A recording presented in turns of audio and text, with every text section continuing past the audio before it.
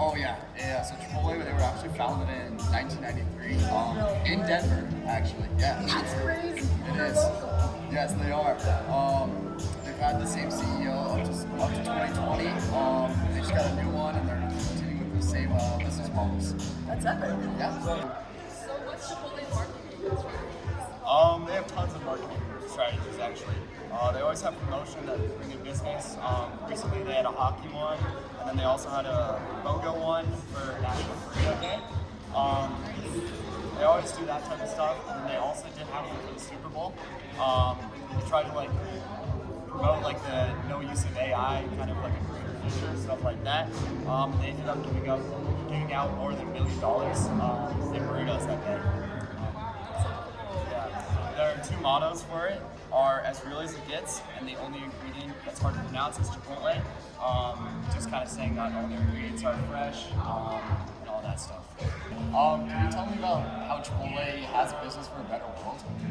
I think I might be able to answer that for you. So what we're going to talk about first is that Chipotle's most financially important ESG issues include food safety, supply chain management, and energy use. So that's important to know. Food safely directly impacts customer trust, revenue, and legal risk. Its supply chain affects cost, reliability, and brand reputation, especially with its focus on sustainable sourcing. Energy use is also critical. Do you know that? Not know that. Well, I'm about to tell you more. This is because restaurants are energy intensive, and risking costs and climate regulations increase financial pressure.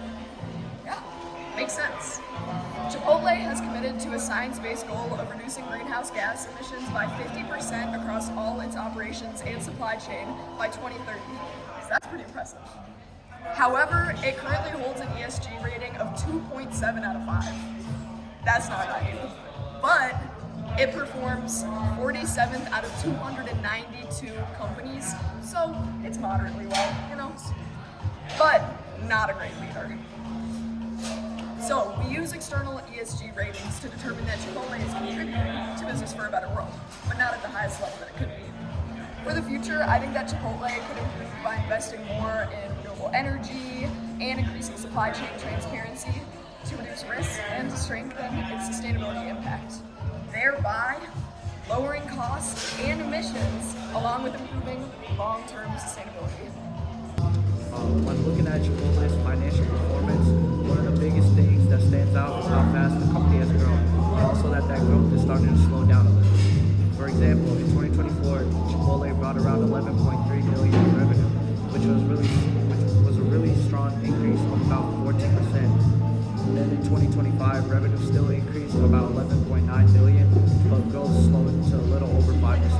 So the company is still growing, just not at the same pace as before, which could suggest that Chipotle is moving into a more mature stage of growth. Another financial responsibility is maintaining profitability.